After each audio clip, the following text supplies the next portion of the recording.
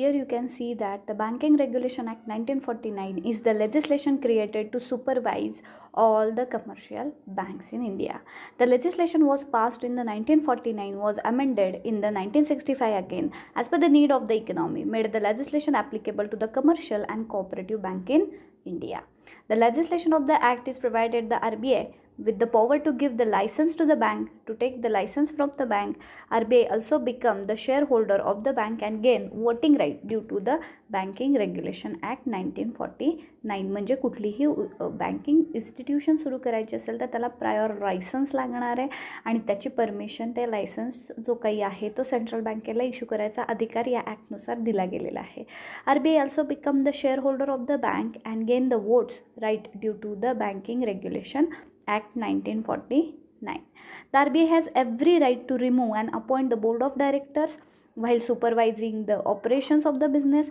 This act is also has a right to make the change in the banking policy to issue it all the bank under RBI. म्हणजे जे काही board of directors आहेत त्यांना remove करायचा अधिकार सुद्धा RBIला आहे. म्हणजे असं काही नाही आहे की नुसतं सुपरविजन किंवा कंट्रोलिंगचीच ऑथॉरिटी RBIकडे दिलेली आहे, बट रॅदर दॅन दॅट जर अपॉइंट करायचे असतील किंवा त्यांना रिमूव्ह करायचं असेल तेही राईट अंडर सेंट्रल बँक दिलेले आहेत. First of all you have to understand what is the need of banking regulation act. The Banking Regulation Act 1949 was introduced because the banking business in the India was very weak during the 1940 and the government was not able to supervise or the control the banking based upon the Indian Company Act 1930. हे लक्षात घ्या. पूर्वी banking business हा banking company act 1913च्या नियमानं चालत होता आणि त्यामुळे त्यांच्यावर कंट्रोलिंग करणं was very difficult thing. Since the bank were able to run successfully, we are not able to maintain minimum amount of capital. The legislation was introduced. This also helped in decreasing the competition within the bank and helped them to maintain minimum capital amount. एक लक्षात घ्या मुलांनो, if you are looking for the greater development, definitely you require the capital for the investment because you are belongs to the developing country and for that you require the huge amount for the investment and investment can be done with the help of availability of the capital. But the banks are not working at the commercial level or they're not thinking about to raising the capital. Instead of that they are prefer to maintain that nominal capital and there is no competition amongst them, so they are not eager to earn the more profit. They just want to sustain in the market. So to increase the competition amongst them and which will help us to raise our capital in the economy, the Regulation Act was necessary. The act was help this bank to open up the new branches across the state and the country through the proper process proposed by RBI and developed bank according to the economic stage. The act helped RBI in the appoint new director in the case of emergency, which ensure that banking sector will never run into the crisis. Since there is a many cases where the unreasonable interest rate cash reserve ratio was proposed to be the customer across the globe. This act helped to maintain the certain fixed rate and the ratio so that the customer won't have to go through the trouble like taking the huge amount of money from the shark loan and the other illegal sources. एक लक्षात घ्या की जोपर्यंत हा act नव्हता तोपर्यंत ह्या commercial बँकांवर कोणत्याही प्रकारचं नियंत्रण नव्हतं. So they charge anything whatever they want. म्हणजे व्याजाचे दर हे काहीही असायचे आणि त्यामुळं कस्टमरला it is looking like a shark loan. Means त्यांच्या लोनची जी काही अमाऊंट व्हायची ती खूप जास्त, व्याजच खूप जास्त व्हायचं. मग ड्यू टू दॅट रेग्युलेशन्स तिथं काय झालेलं आहे तर आपल्याला लोन्स हे नॉमिनल रेट ऑफ इंटरेस्टनं तिथं आकारायला सुरुवात झालेली आहे. म्हणजे पूर्वी बिफोर 1949 जो काही क्रेडिट फ्लो जो काही होता तो मात्र खूप हाय कॉस्टचा होता. तो 1949च्या कायद्यानुसार जरा अंडर कंट्रोल आलेला आपल्याला दिसतो. This is the background which related to the 1949 Act. So here you can see that the main reason behind the enactment of this law is to regulate the banking sector as well as enhance them to promote them for enhancing their capital for the country's development. With the help of this another slide, you can easily understand what are the objects behind it. What are the major objects for the adopting such a law? The Banking Regulation Act 1949 contain various provisions governing the commercial banks in India. The act was initially known as the Bank Company Act in the 1949. It was passed in the 1949 to consolidate and amend the law relating banking companies. To act was changed the Banking Regulation Act 1949 from the 1 April 1966. म्हणजे जो काही आधीचा act होता तो तुम्हाला माहितीच 1913नुसार या बँका काम करत होत्या, जसा कंपनी ॲक्ट होता, परंतु तिथं प्रॉफिट मॅक्झिमायझेशन हा एवढाच हेतू होता, not for the country's development, and hence under the 1949 some objective was set up. With right from the definition, the word banking is the licensing, functioning, capital reserve requirement, banking operation, management structure, liquidity provision and profit distribution, and the bank inspection due to the takeover and the amalgamation of the bank and their liquidation have all been extensively covered under this act. म्हणजे ह्या कायद्यामध्ये नुसतं supervision किंवा controllance of the particular financial institute एवढंच cover होणार नाही आहे, तर कमर्शियल बँकांना जी काही कामं ठरवून दिलेली आहेत, फंक्शन्स, कॅपिटल रिझर्व्ह जो CRR SLR तुम्ही बघता, it is the part of 1949 act. Banking operations जे काही आहेत, मॅनेजमेंट स्ट्रक्चर कसं असलं पाहिजे, बोर्ड ऑफ डायरेक्टर्स कोण असले पाहिजेत, हे सगळं जे स्ट्रक्चर आहे हे तिथं ठरवून दिलेलं आहे. त्याच्यानंतर त्यांनी सांगितलेलं आहे लिक्विडिटी प्रोव्हिजन्स, किती प्रमाणात तुम्ही लिक्विडिटी तिथं मेंटेन ठेवायची आहे to fulfil the need of economy, हे सगळे मुद्दे इथं कवर झालेले आहेत. So we turn towards the objective of Banking Regulation Act. The first object is to provide the specific legislation containing comprehensive provision and particularly the business of a banking in India. Means first object is that to the specific legislation containing the comprehensive provision in the particular to the business of a banking. Next is to prevent the such a bank failure, prescribing the minimum capital requirement. If you want to work, if you want to do the business in the economy, minimum capital requirement should be there, and ते तिथं त्यांनी ह्या ॲक्टनुसार mention केलेलं आहे. आणि जसजशी गरज पडते त्यामध्ये तिथं अमेंडमेंट्स पण केल्या जातात. नेक्स्ट तिथं काय सांगितले बघा, ensure the balance development of a banking companies. The next is the give power to the RBI to approve the appointment, reappointment and removal of the chairman, directors and officers. जो मगाशी मुद्दा सांगितला की तुमच्या बँकेचे डायरेक्टर्स जे काही आहेत ते अपॉइंट करणं, त्यांची रिअपॉइंटमेंट करणं किंवा डिसकंटिन्युएशन करणं, हे सगळे राईट्स तिथं RBIला दिले गेलेले आहेत. The safeguard to the interest of the depositors, आणि त्याच्यासाठी काही वेगवेगळ्या प्रोव्हिजन्स पण आहेत बरं का मुलांनो, की जेव्हा आपण एखाद्या बँकेमध्ये पैसे ठेवतो आणि ती बँक जर बुडाली तर त्यांचे जे कोण डिपॉझिटर्स आहेत त्यांचे इंटरेस्ट तिथं जपले पाहिजेत ना, म्हणजे ते त्यांचा पैसा विश्वासानं तुमच्या बँकेमध्ये ठेवतात.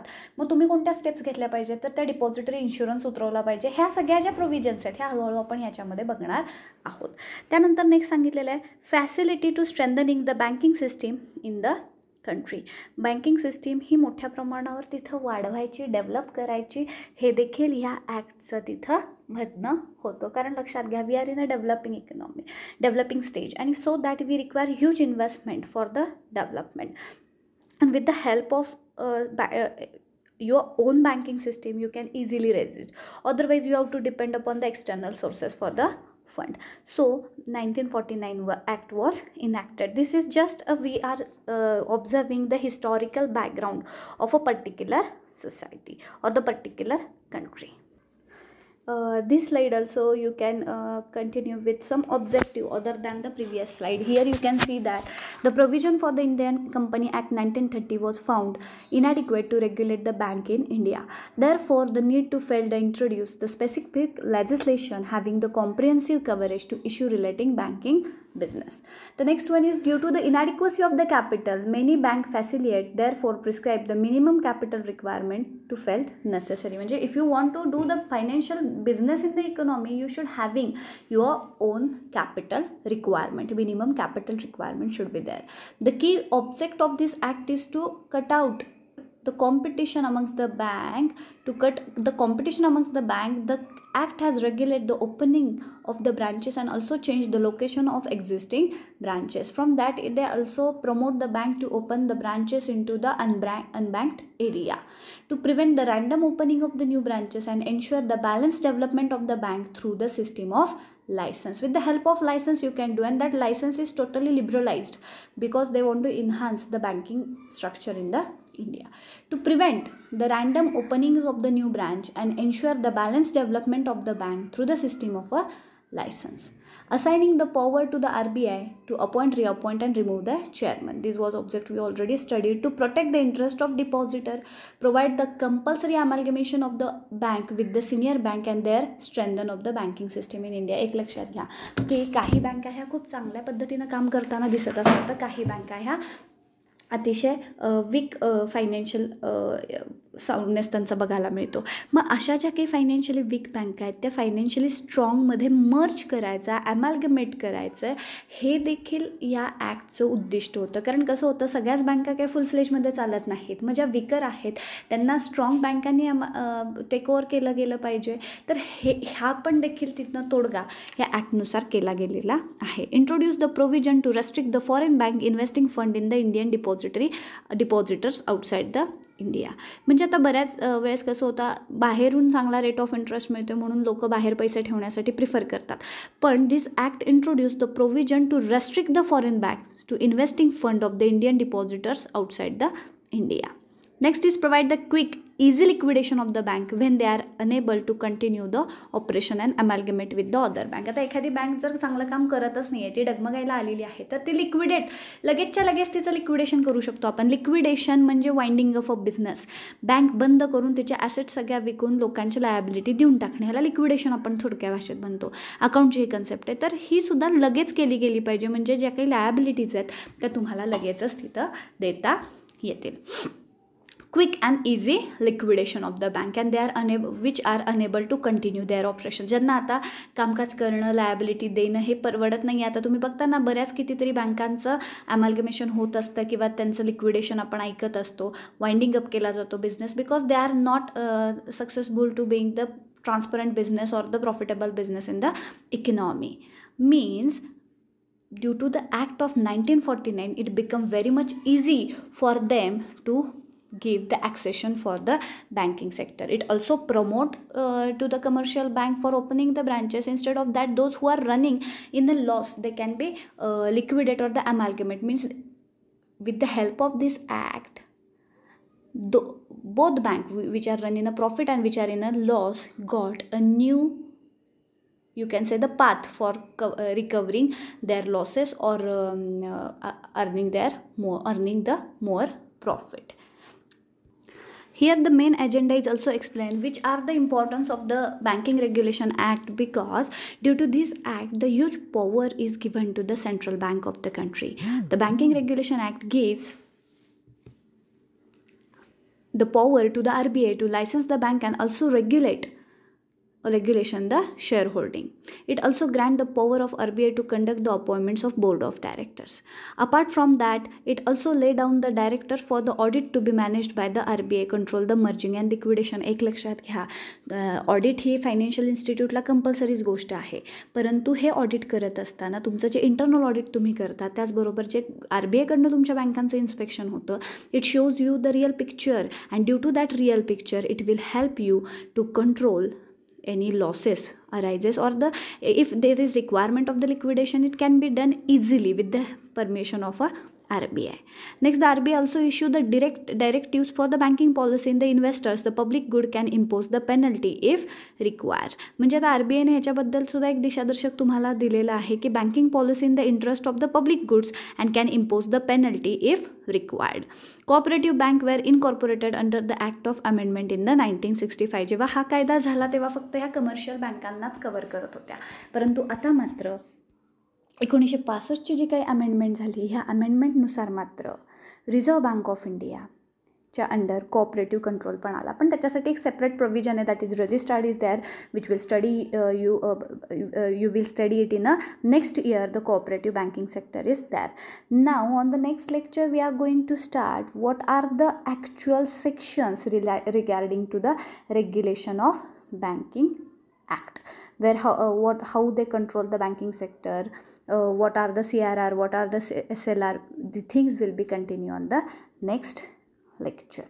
Just you have to go through it, listen it carefully regarding this. I will provide the notes, but as a student of financial market and the bank management, you should know this act because you have the career opportunity in the banking sector. So all the banking sector is running on these norms only, or the sections which is under the Banking Regulation Act. So uh, listen it carefully and acquire the knowledge regarding it deeply. Thank you so much.